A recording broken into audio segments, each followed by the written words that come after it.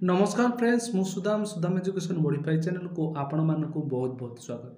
तो फ्रेंड्स आज आम पढ़ा सुमरीय सभ्यता प्लस टू युक्त वर्षर प्रथम फास्ट इयर पाई ए चैप्टर टी बहुत गुरुत्वपूर्ण।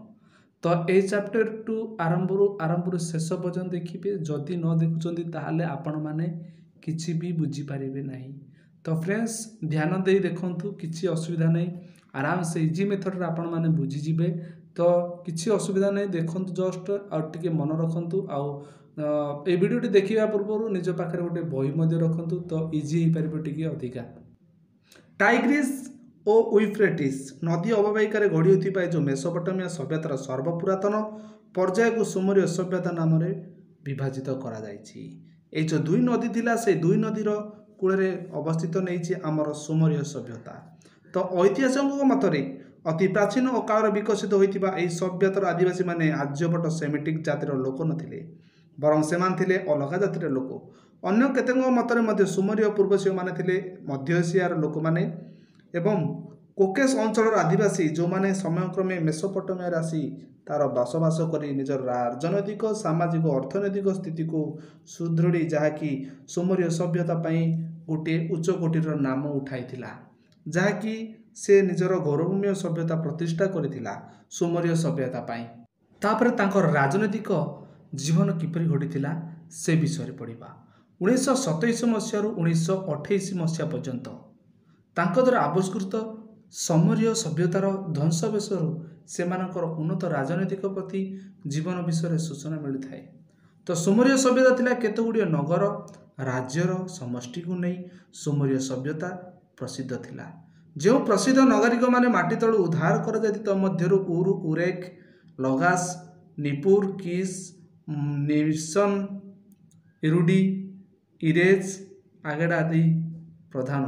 प्रत्येक नगर राज्य थिला निजस्व शासक बा राजा, जहाँ को पेटिस कह जाउथिला। तो निजे जो शासन करते से राजा को तांकर पेटिस बोली कह जाउथिला। से एकाधारे थिले सेनाध्यक्ष, मुख्य, पुरोहित और शासनकर्ता, से तीनोटी जाक मध्य थिले। प्रत्येक नगर में राजस्व निज देवता देवालिया और संस्कृति को नहीं संपूर्ण स्वाधीन पर्याप्त करुथिला, किंतु परस्पर प्रति जो मैत्री अभाव नगर नगर भितर युद्धर कलहर रीति लगी रही। तो राजनीतिक शक्ति हिसाब से दुर्बल हो पड़ा, से विभिन्न समय विभिन्न शक्ति उत्थान पतन हो सुमरीय मानक बहुत कष्टर सहित से माने राजनीतिक जीवन को कटाइबा पड़ुथिला। सुमरीय मानक सामाजिक जीवन विषय आज आलोचना करिबा। तो सुमरीय समाज को तीन भाग में विभक्त करागला, तीन श्रेणी रे। उच्च वर्गर लोक मध्य सामरिक अधिकारी और जमी मालिक गण, कारीगरी कर्मचारी और बणिक थिले मध्यवर्ती वर्गर लोक, कृषक श्रमिक दासी मान थिले सबुठारु नीच वर्गर लोक माने। तो शासक मानक पई सहाय्य करिया पई रहउथिले राजा मानकु पुरोहित, पारिषद, धनी, जमी मालिक, बणिक, कारीगर, व्यवसाय गोष्ठी एमाने राजा मानकु सहाय्य करुथिले। समाज थिला संगठित नियंत्रित जोथिरे कि से समय विजय कालजयी मंदिर सृष्टि करिवार आग्रह सब रहिथिला। तो लिखन प्रणाली सील खोदेई रे विशेष उन्नति परिलक्षित होता सुमरीय मानकर। एही समय तंबारू बहुल व्यवहार हेतु उन्नत शास्त्र मानर अहित कर प्रस्तुत होता। तो साधारण भाव में लोक मैंने लंडित मस्तक रोते। यही जो लोक मैंने रोते सुमरीय मैंने से लंडा रोते एवं कपार वस्त्र पिंधुले, विभिन्न प्रकार मूर्ति तैयारी करते एवं अलंकार बनाते, नौकार व्यवहार, नाच गीत इत्यादि सुमरीय मानकर बहुत संस्कृति अवसर अर्थनीति एवं संस्कृति बहुत किसी उच्च कोटी नाम रखी। तापर पढ़ा अर्थनैतिक जीवन विषय। तांकर अर्थनीति किपर रही सुमरीय मानक।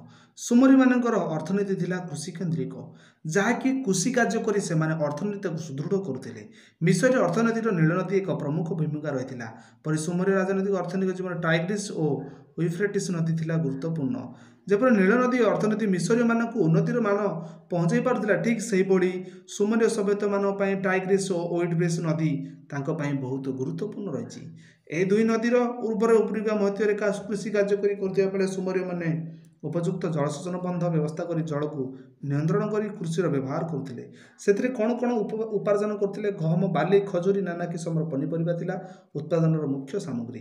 किंतु कृषि सहित अर्थनैतिक समृद्धि अन्य एक अंगरे थिला पशुपालन कृषि कार्य करथिले ता सहित मध्य से माने पशुपालन मध्य करथिले से पशुपालन कौन कौन से माने पालन करथिले गाई छाड़ी मेंढा घुसुरी गध कुकुड़ा आदि आदिवासी माननकु से माने पालन कर निजर उपकार लगाउथिले विशेष करी गध और बलद व्यवहार करी पशु हिसाब रे से माने हल करुथिले एवं फारिसा मान गुडू एठारू अन्य जगह को स्थानांतरित करने ପାଇଁ ସେମାନେ ଏହାକୁ ମଧ୍ୟ ବହୁତ ବ୍ୟବହାର କରୁଥିଲେ प्रथमे तांको माने ए जो सामान को नेबाणिया करने ପାଇଁ बोया ପାଇଁ बहुत कष्ट करावा सत्वे ସେମାନେ कोन कले चकर उद्भावन कले ସେମାନେ करथिले पूर्व ये रे करथिले ସେମାନେ कृषि शिक्षा शिखिथिले एमाने किंतु सुमरियो माने चकर उद्भावन शिखिले जहा फल रे सेमानकु कृषि कार्य और सामान गोटे जगह अन्य जगह स्थानांतर करने ପାଇଁ एमाने ए जिनसटी को व्यवहार करथिले तेणु शगड़ रथर अलगा करी गाड़ी अर्थनीतिक आदि जहा फल रे तांकर अर्थनीतिक आहुरी बहुत जहाँकि अधिक गोटे जिनस नेबा 10 दिन लागुता ताहा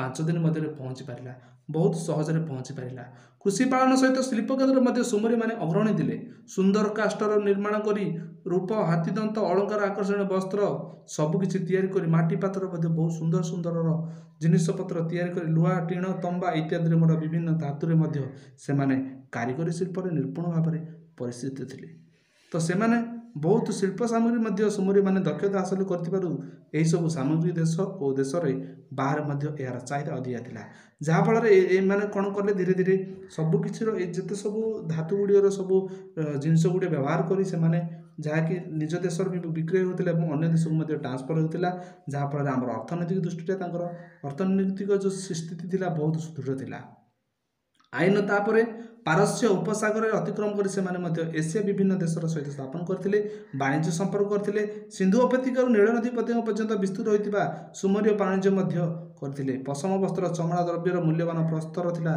वाणिज्य प्रकार वाणिज्यर सामग्री तो ये सब वाणिज्य जिनस करते जहाँकि देश विदेश को रप्तानी होता तो उरनगर थिला एक अंतर्जातिक वाणिज्य केन्द्र व्यवसाय वाणिज्यर हिसाब पत्र चुक्तिनामा टंका पैसार कारबार को सुमरी माने खूब श्रृंखलित सहित कार्यकारी और उपाय करुले जहाँकि आविष्कृत माटीफल एक माटीफल बोली गोटे टैबलेट थिला तारू जना पड़े जे एमाने बहुत भाव में मुद्रार प्रचलन करुले तो सामरिक जीवन किपरि आलोचना करबा चलंतु देखिबा सामरिक क्षेत्र में जीवन बहुत क्षतदायक थिला तो से माने निजर बल शक्ति बढ़ुला दुई राज्य भितर झगड़ा लगुला जहाँफल से माने विभिन्न प्रकार धातुर निर्माण करी सर धनुसर एसबू तलवार एसबू प्रस्तुत करी से निज निज भितर युद्ध लगुले जहाँफल सामरिक बाहिनी निज निज भितर सांगसाथीर मैत्रीर मित्र संगे परस्पर न हो से निज निज उपर युद्धार आक्रमण करी प्रत्येक उपर क्षति पहुँचाते और युद्ध क्षेत्र में जहाँफल कि समस्त शत्रु निवारण करी बहुत युद्ध क्षेत्र में अवनति घटी बहुत किसी क्षति होता तो ये थिला सामरिक जीवन तांकर मिश्र सुमरिय मानकर तो फ्रेंड्स ये वीडियो टी ये रखुचु पुणी देखा आगामी अध्याय रे तो जदि आम चैनल को कई नुआ अच्छा आम चैनल टी सब्सक्राइब करदे और नोटिफिकेशन बटन ऑन करेंगे जहाँफल नोटिफिकेशन आपण पाखक शीघ्र पहुँच तो फ्रेंड्स वीडियो टी आशा करुँच भल हो तो विदाय नौ जय जगन्नाथ।